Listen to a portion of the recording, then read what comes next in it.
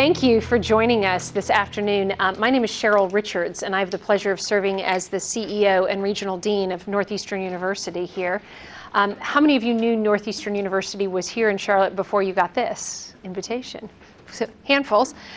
This month, last month, marks our one-year anniversary of being in Charlotte. Boston-based university for over 115 years, one of which we have a distinguished alum here in the audience and another alum in the back from Boston. And the university made a decision about 2 years ago to come to Charlotte because Charlotte was a thriving city that had a lot of new opportunity, new industries that were diversifying, and didn't necessarily have graduate programs that would support those industries. So this is a purely graduate campus, master's degrees only. Right now we have 8 programs, MBA, Finance and Taxation, which are all online. And then we have programs that are hybrid where students alternate time in the virtual space and then time on campus in programs like project management, leadership, sports leadership, education, and health informatics. And we hope by this time next year our portfolio will be about 20 degree programs that will also include doctoral programs. So if you're representing companies that have interest for employees going back to school, we'd love to talk to you. More importantly, the signature of Northeastern is our experiential learning model. And it's really why we decided to bring this format here in this program to the campus today. We've always believed that education should never be limited to a classroom, and that it should never be limited to students and one professor. And so we do that in our signature co-op programs on 92 countries now, where we send students out for 6 months at a time to live and work in an environment and then come back and apply their learnings. And then oftentimes we take topics of interest out on the road and bring them relevant to the communities that we're in, and hence was born the Local Leaders Global Impact series. So this is the third in our 6 or 7 series for the calendar year for us. We started off in September with a series on transit with Governor Dukakis, who is on our faculty, and Carolyn Flowers, who is the CEO of CATS. Last month we did one on innovation and entrepreneurship with Dave Jones of Peak 10. Many of you know Peak 10 here locally, and one of our faculty members out of the Damore McKim School of Business, who runs an accelerator, Idea Venture Center. And then we started talking about what are the next topics that we start hearing that are coming of interest. And small business, we know, is the backbone of our economy. And we also know that there are a lot of challenges for small businesses and even more challenges for family-owned businesses. And a lot of times we don't address them from the topics outside of capital and how do you get access to capital. So we thought we would bring in one of our local leaders and one of our global experts. Let me introduce Ron Norelli, who you may know is the CEO of Norelli & Company and an alum from our MBA program. I won't embarrass him by saying what year there. Ron has been a great champion and supporter of the university coming to Charlotte, and for that we are very deeply grateful to you. Thank you. As you may know, has served on the Family Firm Institute, and so has a great perspective around family business and small business. Dr. Kimberly Edelston is one of our associate professors in the Damore McKim College School of Business. Now, we just changed the name, $60 million gift. We'll change a name. It's a good thing to have. You might have a visa. And Kimberly is also the associate editor of the Journal of Family Business Strategy, and so has quite a broad perspective on the topic that we wanted to explore today. So I know many of you are working in small businesses or you are providing services to those as well. And so I'm going to stop there, turn it over to our moderator, Eric Spanberg from the Charlotte Business Journal. Thank you as well for doing this, and let you take the conversation from here. Very good. Well, thanks everybody for coming. I do note that we never grow up, do we? Nobody sits in the front. It's just like school. Anyway, before we get to our experts, I just wanted to mention, I'm sure all of you know it because you care about small business, but according to the Small Business Administration, small businesses accounted for 64% of the new jobs between 1993 and 2011. We hear this number on television a lot and everywhere else because small business drives the economy, and some of you may have noticed, the economy had a few hiccups here in recent years. So these companies matter very much, not just in terms of you having a goal to start one, but in terms of our overall economic health. And there was a story in Time Magazine this year that talked about how both small and large companies, in terms of startups, really drive job creation. So again, this is such a key issue for our economy in Charlotte and across the nation. So we're lucky to have these two experts with us. And I guess we will start talking a little bit about both small business and family business. And if you don't mind, Kim, can you tell us a little bit about what the distinction is there between those two? Well, family businesses, sometimes they're thought of as mom and pop shops, and they're not necessarily. A family business can certainly be a small business, but they also represent about 35% of the Fortune 500 companies. 60% of all public companies in the U.S. are considered family firms.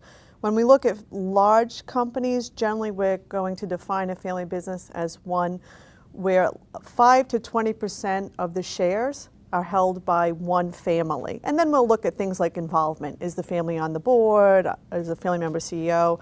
And then for small businesses, particularly an entrepreneurial business, we'll look at, is the family active? Are they employees? And then is there an intention to pass the business on to the next generation?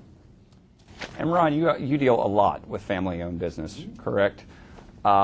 One of the issues that I think you were talking about before we started is this notion of succession, and also just how a family adjusts as a business grows and evolves. Can you give us a little flavor of what kinds of things you're typically dealing with there? Is there a typical thing that you deal with in that regard? Eric, I often say I've seen a lot, but I would never say I've seen everything.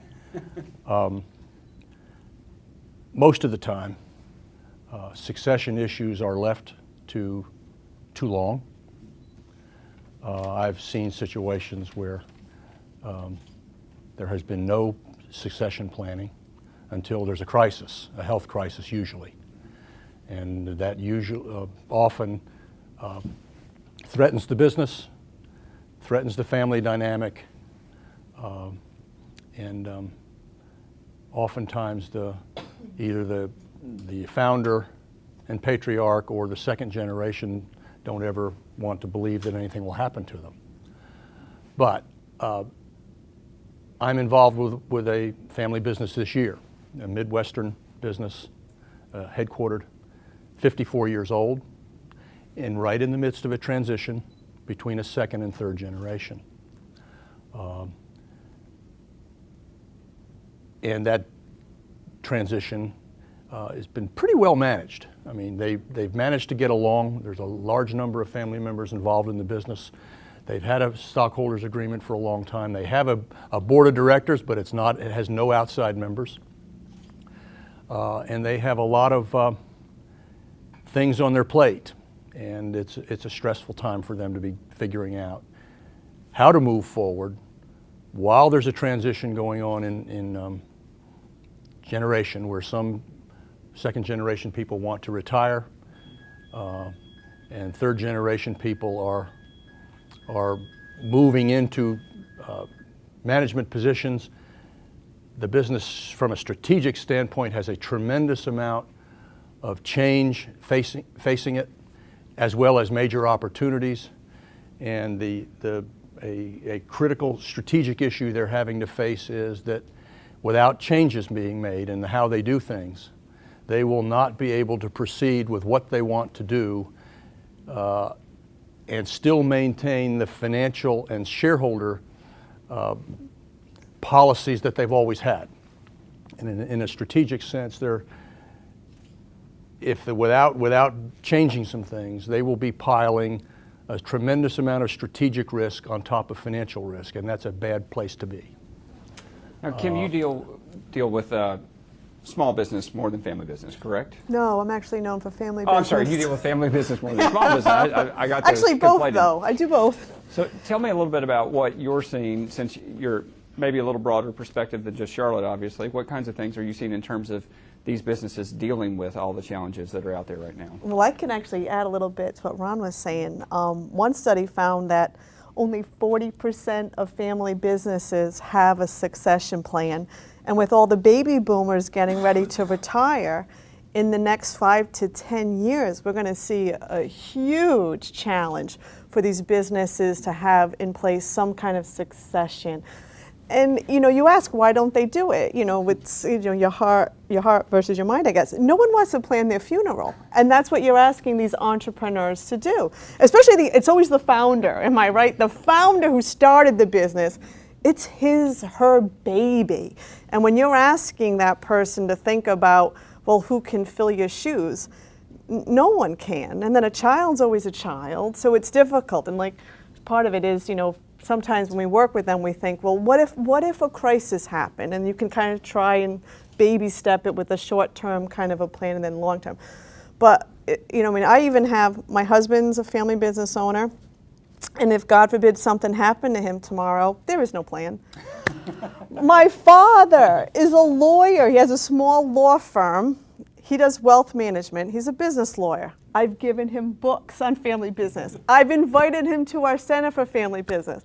I won't even repeat what he says because he's never going to die, and knock on wood, he won't, or whatever that is. But it's so hard. No one wants to plan their funeral. So it's going to be a major issue with the baby boomers getting ready to retire. And then what we're seeing, I don't know if you're seeing this, Ron, too, is if they wait too long, the second generation might leave, or whatever that next generation is. They get fed up of waiting. And then we're also seeing some firms where they're skipping a generation. Are you seeing this where, dad never left, and now the second generation's actually thinking about retirement. Wow. And so it's a big, big issue. So you're both working with the Carolina Panthers right now, I think is what you're... How is part of that, beyond not wanting to plan your funeral, which is not the most thrilling thing to do, maybe on a rainy day, but is part of it, though, that when you're dealing with a small business, inherently you don't have as many people, and you have all these other challenges going on, and so you get distracted by the day-to-day and you can't focus on the long term? That's a great question. I often talk about the 3 deadly Ds of strategic development: denial, distraction, and delay. And it doesn't have to be a family business for this to happen, but there is such a thing as a good strategy versus a bad strategy. There's usually no one strategy that I would say is good to the exclusion of all others. There are often many alternatives, or several alternatives, each of which has their own pros and cons, and you can assess the risks and rewards of going in various directions. But there's also such thing as a bad strategy, one that is doomed to fail from the beginning. And if you want to get sarcastic about it, even the better you are at executing it, the faster you'll get into more trouble. And somebody needs to know the difference of those. And a small business, whether it's family or not, often thinks about strategy and gets over excited. They underestimate the challenges. They often don't have the right people in the right jobs to be able to make the strategy succeed. And so they can proceed down a path of, because of naivete or improper analysis, or not assuming that competitors, whoever they are going to stand around and watch them take their business away. Yeah. And for all those kinds of reasons, get in trouble. And it's always hard to fix the trouble. When you've dissipated some of the energy of the organization by wasted energy. You've wasted time because the world doesn't stand still. And that's more true now than ever. I mean, the pace of technological change, whether it's digital, whether it's materials technologies, whether it's globalization, whether it's regulation, there's so many things going on all the time that when a small business or a family business checks the box on their menu, do we have a strategic plan, they fall into the trap often of checking that box and thinking their job is done. And it's not. It's a lot easier to put a plan on paper than it is to execute it. And even when it's a good plan, 4 months from now it might not be a good plan anymore. and the changes that happen to a business that are happening all the time, whether they know it or not, the kind of change that is imposed upon a business by default is rarely good. Ron, you just hit on something very important. There's this misperception that strategy is directly related to performance, and all our research actually shows it's not significantly related, because what a lot of entrepreneurs and family businesses do is they create a strategy and they check off a box, I have it. And they forget that a good strategy also evolves. And so what we're finding is that it's really about the process of strategic planning. And now we're finding more than ever, it's those businesses that they allow room for flexibility and adaptation. The technical word we use is effectuation in the research. But really, you know, that a strategy, it's not a one-time deal. And we see it with family businesses when the second and third generation get a hold of the business and they think they can still follow the strategies of their dad. You know what I mean? And some of it is, you know, almost like a family allegiance. But with change happening so rapidly and product life cycles, you know, quickening and customer demand being so intense, it's so important that, you know, that they always constantly reframe their strategies. And so you can't just have one, you have to constantly work at it. It can't just be the check off the box like you just mentioned. And in case of family businesses, a lot of what I've been exposed to in the years that I've been involved with the Family Firm Institute is that they'll have the family business advisor who will say, here's the things that a good family business has to have. And there's a menu. And one of those boxes is to check off the box. And when I presented at the latest FFI conference in Brussels a couple of months ago, I asked people who came in my audience. They said, I said, how many of you advise your family business clients to have a strategic plan? Everybody says yes. Well, I said, how many of you believe that your family business clients, when they check the box, they assume I've done that and all strategic plans are created equal? And they start laughing. They said, yeah, all the time. I said, how many of you have been in a situation where it has turned south and then you have to do something about it? And they would all say the same thing. And I said, what we're going to talk about today in that talk was that what's the difference between a good plan and a bad plan? And how do you know when one is perhaps doomed to fail right out of the box? But then how do you adjust, and how do you create an organization and a culture that is able to sense change in a proactive way and realize when something is happening or something is about to happen that's not going the way you think it's going to go, or better yet, where you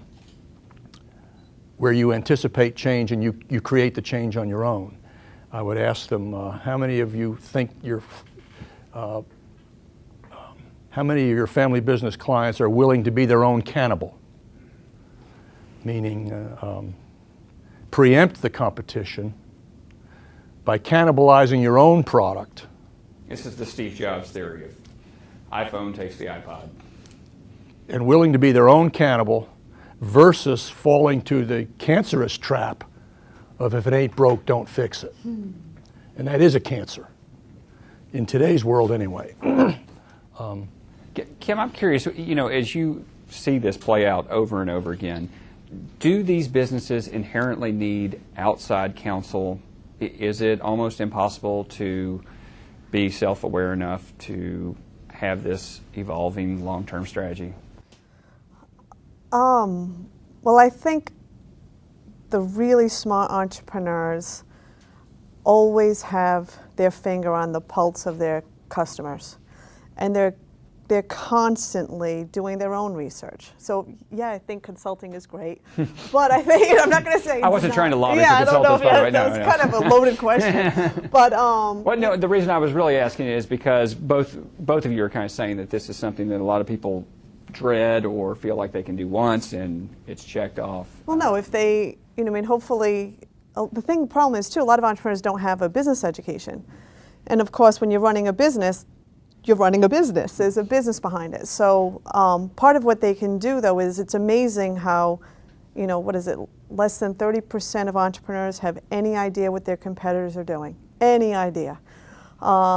It's amazing. That's not good, I guess. No, I just, well, look at the example of how Netflix damaged Blockbuster, and how, what was the other example I gave? How Polaroid was absolutely overtaken by digital media. And everyone knew they were working on this technology, but they just ignored it. And even the BlackBerry and what happened with the iPhone, everyone knew Steve Jobs was working on an iPhone, and the BlackBerry just kind of let them come right in. So a lot of entrepreneurs, the smart ones, have a vision, they have an identity, and they have a mission. And that is so important, because sometimes they get so overwhelmed and they chase sales that they don't realize that some sales aren't making them any money. And sometimes they lose who they are, which means they sometimes lose their unique selling proposition.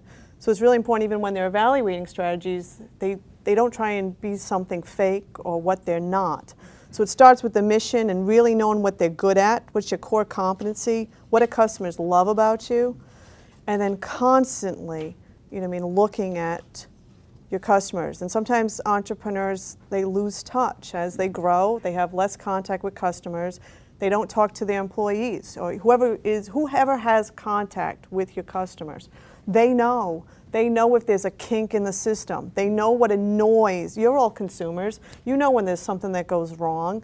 And the entrepreneurs, they lose touch with it sometimes when they grow. So the smart entrepreneurs constantly are in touch with customers, employees, even suppliers. Suppliers can tell you. They look at their competitors. And another thing is ratio analyses. It's not sexy.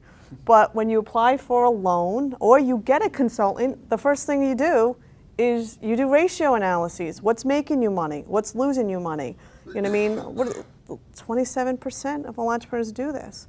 And then Pareto's law, simply understanding something simple like this, the 20-80 rule. 20% of your customers account for 80% of your profits, and they also use it with products sometimes. 20% of your products or services generally account for 80% of your sales.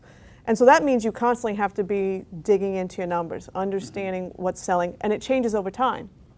What made you money 10 years ago might not be making you money now. So they're constantly learning, and that's what, I know I always talk to entrepreneurs I'm working with. They're constantly learning and searching and trying to become experts of consumer behavior. And then entrepreneurs, sometimes their ego gets in the way. And that's when, those are the most dangerous. Because of course it takes incredible confidence and risk-taking to launch your business. It's amazing. And you've got to have a thick skin. But at the same time, you've got to be willing to listen and see the signs. And then if you need help, and a lot of entrepreneurs aren't willing to ask for help. But if you need help, you've got to be willing to face it and go get whatever help you need. And there's so many, I'm always amazed how many entrepreneurs don't know about the resources they have. Different universities have centers, there's FFI, there's the SBA, and they don't even know about it. They don't look, and yet they're struggling, so. Cheryl mentioned at the beginning access to capital. That always comes up when we talk about small business. But beyond capital, which obviously we need money to start businesses, I'm curious, though, what's harder now and what's easier now if you're an entrepreneur? Because I think people just tend to fixate on the money, which is very important, but there are so many other aspects getting into your own business. What's harder now? Well, the pace of change is harder, okay? And there's no sign that that's going to slow down. It's accelerating.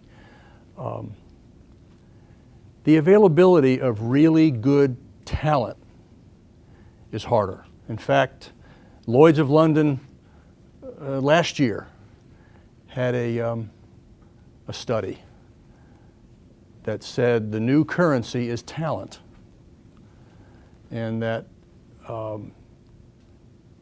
and prior to that, The Economist magazine a couple of years ago talked about the global shortage of really good talent that can differentiate a business rather than take it down a commodity path. And so the pace of change accelerating, the business models changing, the old very famous and very, very valuable and continued to be valuable Porter's 5 forces is no longer 5 forces, it's 8. With digitization, globalization, and regulation. And having the right people in the right place is harder. And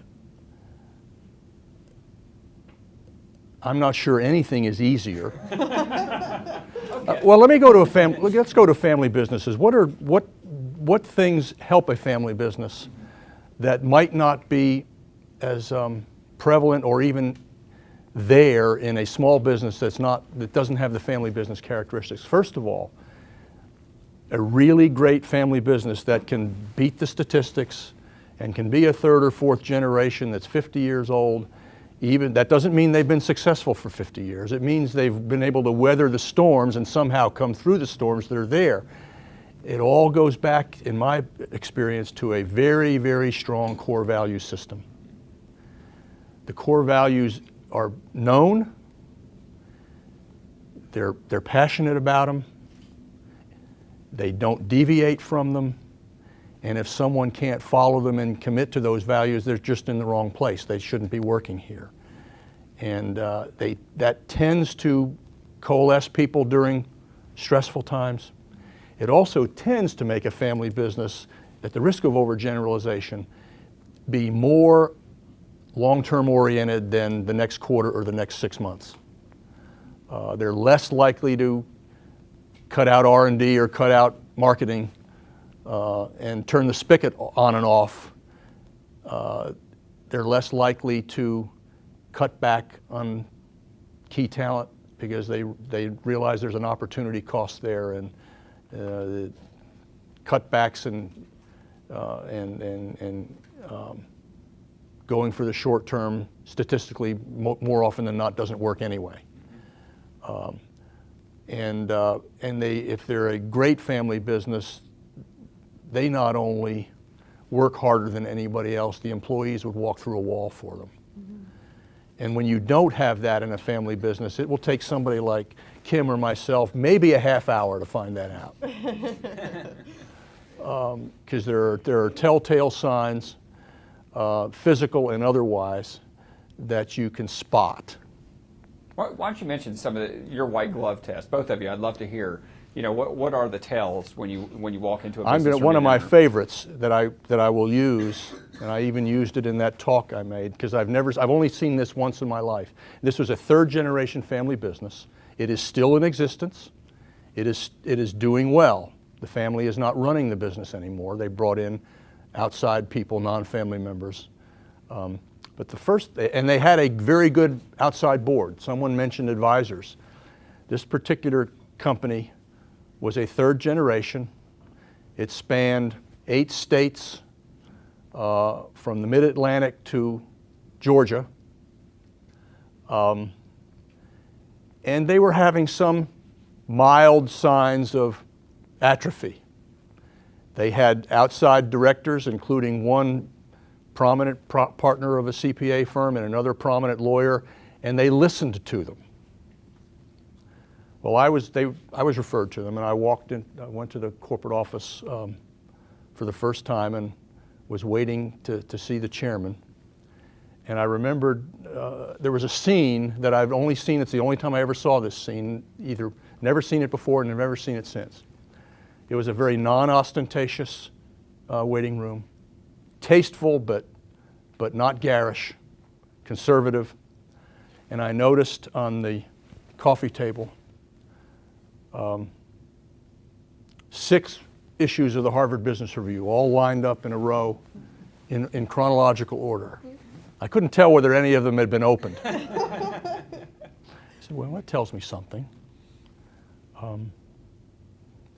I looked to the left to a coffee table, and I was taken back by what I saw. It was another document, a book, probably the most printed book in history. Anyone want to guess what it was?